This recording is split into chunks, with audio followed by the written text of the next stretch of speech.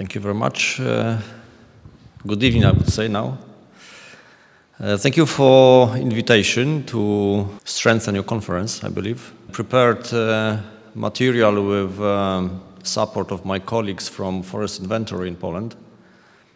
And it's, I think, interesting from a methodological point of view, about numbers, probably more important for Poland. However, it's about forecasting of timber resources and timber availability in Poland by 2050. The title is Forecasting Timber Resources in Poland and the Potential for Industrial Partners. Generally speaking, I think it's good to have a kind of a context and background of the numbers that we will be talking about in the future. But the basic area of forest in Poland is a little bit more than 9 million hectares. 7 million hectares is under the management of the state forest, which basically speaking, this division for that particular presentation is important as the state forest inventory and data are very well collected. And in fact, towards the end of this presentation, I will focus on that part in the state forests. I'll give you some comments about the forest in private hands, mainly in these areas that are, let's say, very different comparing with the state forests management.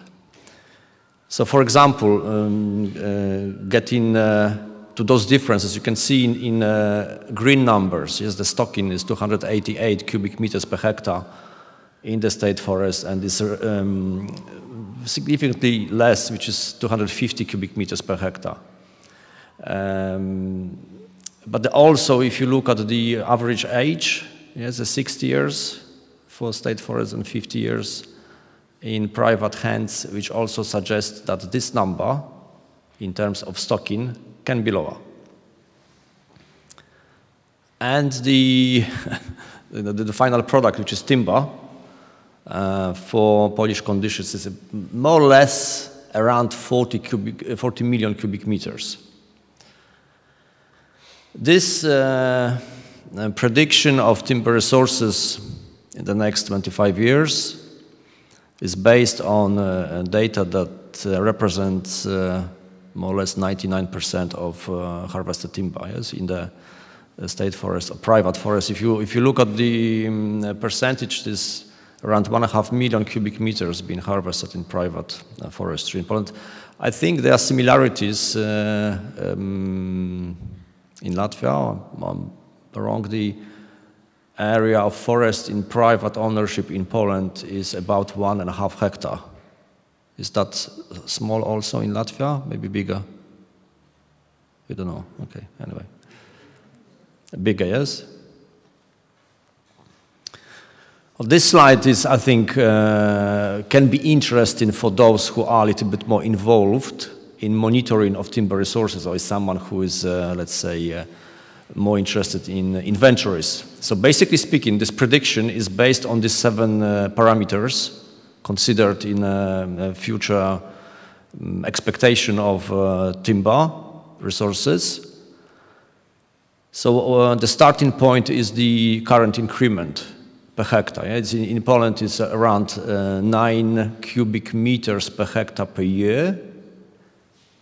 Private forest, a little bit less, is 8.5 cubic meters per hectare per year. I'll give you a comparison if it's a lot of or not. One of the biggest increments is in New Zealand of Pinus radiata, which produces 30 cubic meters per hectare per year. But this is, let's say, fast-growing species in particular conditions of large precipitation, which is probably 3 times bigger than in Poland, and a bit different climate conditions. Yes, Pinus radiata is not native for New Zealand. It comes from California. The fellings, but the share of fellings which were considered in here was 60%, but we're talking about fellings that are partial or gap felling, that it takes more time than clear cuts. The average period of regeneration, it was taken 30 years, which means that if there is no clear cut, but gap felling or other types of felling in mature forests, the regeneration takes more time. Yes, and here was taken 30 years. An average age of final felling is 100 years. The conversion factor from gross to net timber was 0.8, more or less. And the transfer of age classes distribution, it also was considered. I'm not going into details, but you can imagine if you, for example, start the forest cover enlargement, if you plant new areas, for example, extra 10% of area is being planted in very short time, then you have different shares of age classes, yes? Because suddenly you have many hectares that belong to the youngest age class. So these age classes in forest inventories are considered quite strongly because it gives you idea how distribution of timber will be in the future and how much we will expect in each decade in the future. So the best situation is that age classes are of the same areas. Yeah, so if you take 100 years, one age class is 20 years. So this is the best situation, but it doesn't happen very often. So this distribution is, of this age classes is also mentioned here. And if there will be, but there will be, yes, enlargement of forest cover by 355,000 hectares. There are three scenarios presented in here. One scenario is, let's say, business as usual. We harvest what we produced, and this comes from the forest, pure forest inventory. The second scenario is when we, let's say, can predict, if we can, windbreaks, for example, and then harvesting will be a little bit larger at the time of salvage logging. And it was given 6.6% extra in final fellings and 3% in thinnings. And reduced access to timber resources due to certification, for example, yes, FSC and PFC, that was subtracted in this scenario by 10% in final fellings and 5% in thinnings. So what do we have? So basically speaking, if you look at this figure, you can see that the forest resources will be bigger in Poland. It doesn't really come from the fact that the forest cover is bigger, but it's 300,000 hectares. It comes from the fact that the distribution of age classes is more beneficial in the future than now. So basically speaking, we will have mature forests more available in the future, in the next 25 years. So the blue bars are the scenario 1, which I mentioned a minute ago. The yellow bars are scenario 2 with windbreaks, and scenario 3 is when we introduce that expectation of certification, for example, that will limit access to the timber.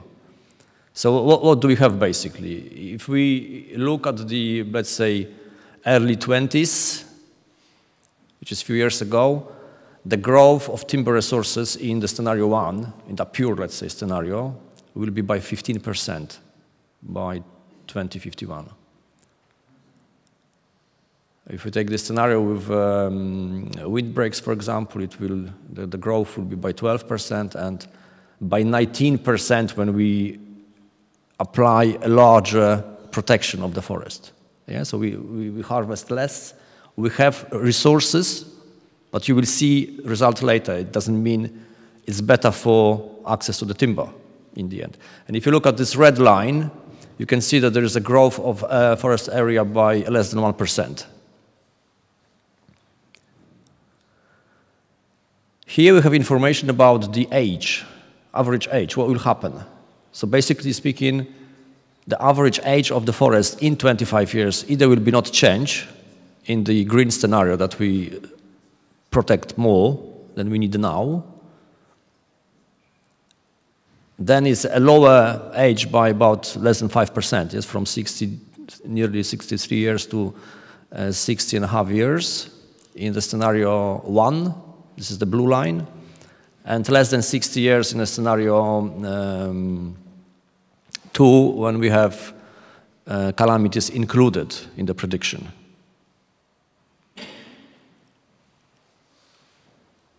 So if we talk about age, the age either will be the same or a little bit lower in the future, which is actually a positive thing, because we don't really want to have old forests.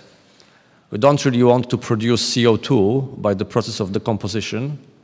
We don't really want to have a dead forest in the end. Yeah? So the transmission of the average age should be to younger age of the forest. It's also beneficial from the increment point of view and CO2 sequestration in the stands, because the young forest of average age is most beneficial also from the climatic point of view, if we talk about the carbon sequestration. But anyway, talking about stocking, yes, I mentioned that stocking is 288 cubic meters per hectare in Poland, in the state forest at least. And then we have a growth of the stocking, if you can notice, by 14% in the standard scenario, by 11% in a scenario with windbreaks, and by 18% in a scenario with further protection. And harvesting, yes, the crop we get. So basically speaking, if we start with this, let's say around 40 million cubic meters harvested per year, a large timber availability will be by 2050 up to 49 million cubic meters per year in a scenario 1, which is a blue line, or even more, a little bit more, 50 million cubic meters if we include the prediction of calamities, or only 47 million cubic meters when we consider this scenario with protection. Yeah, so just have a look on the previous slide once again. You can see there's the biggest stocking available due to protection and certification, but the lowest timber available. How much lower? By 6%, comparing with the standard access to timber. Here we have a division to smaller periods, where you can see basically what's important towards the end of this prediction is our red numbers in here, which gives us information what percentage of annual increment is being harvested in particular periods. So basically speaking, at the moment,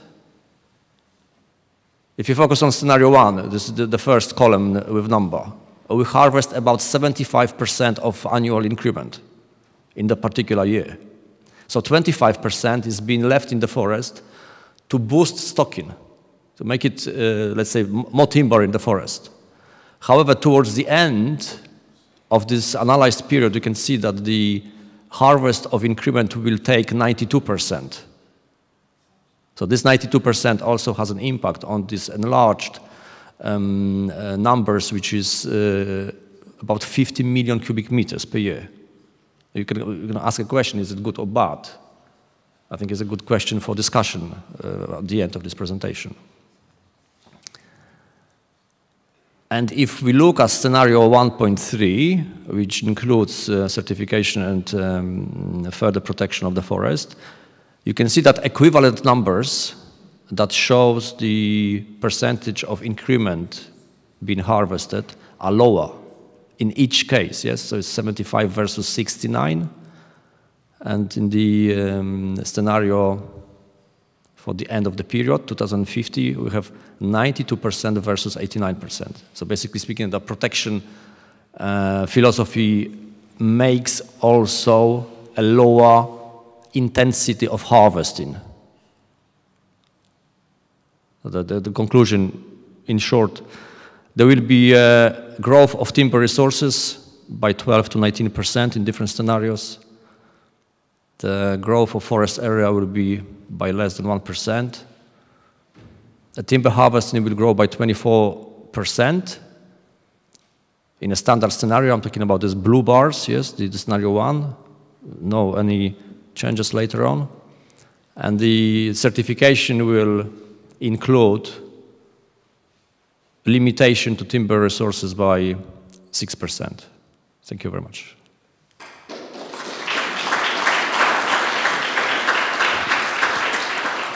Okay, I can see we have 9 minutes to discuss now. Thank you very much for saving time and nice presentation. Participants have questions, and one of them is about Poland. What is the main motivation in Poland to expand forest area? Is it mainly happening in state-owned forests or not? Well, it's a good question. Yes, it's basically a little bit about numbers. The forest cover in Poland is at the moment 29.6%. The average for Europe is 33%. And at the late 90s, there was a policy on forests created in Poland, and we decided basically to reach the average for Europe. So we would like to gain 33% of forest cover. Will we do it? We don't know. It's a competition between agriculture sector and forestry sector. Well, I can say that since 1945, the enlargement of forest cover was from 22% to 29.6% by now. So a lot of happened in terms of forest cover enlargement in 50s and 60s of previous century. And if you calculate quickly, these forests are just living the period of the best increments, of the highest increments per year. Or that could be reaching like 15, 20 cubic meters per year in this period between, let's say, 35, 40 to 60, more or less, if we talk about pine forests. And then the older than 60 years old forests, then the increment is going down per year per hectare. Okay, thank you very much. And is this increase of volume in future, as all these graphs show that volume is going up, it's based on non-cutting today or other reasons? What about impact of breeding, of planting better material today in forest? Oh, well, what we know is that the forests are basically, if you compare tables like from 100 years ago for the same species, comparing with the current increments, we observe bigger increments. Yes, there are two factors basically mentioned today. One is the forest sites enrichment due to the forest litter being collected. And the second issue is linked to climate change, that is more CO2, and trees like CO2. So they have kind of like two fertilizers. Yes, one is in the soil and the second is in air. That boosts increment, basically. But the specific question was if we will expect bigger increment. No. What could be the part of the impact of breeding, of choosing better planting material? Better planting materials. Yeah. Well, there is work on genetical modifications of trees.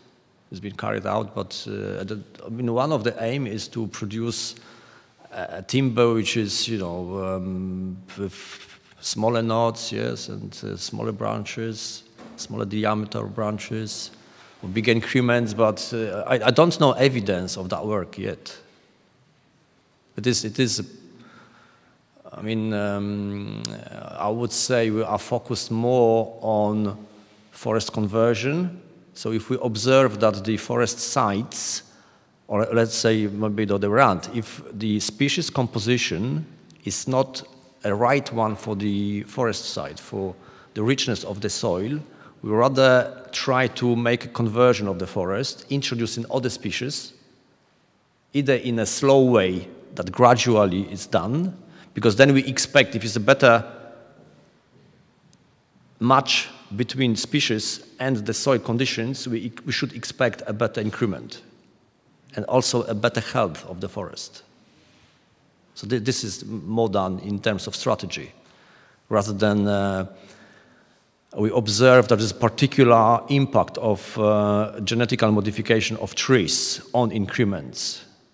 But then we have the issues linked to climate change, like, for example, reduced precipitation in some regions, which creates droughts, at least for some time, and trees suffering due to that. Yeah, for example, in some areas in Poland, in pine stands. So there's a question if we should also introduce forest conversion in terms of species in that areas when we observe a lower increment than it should be, I think. Yes. Okay, thank you very much for your answers and for your presentation. Thank you. Thank you very much. Best wishes.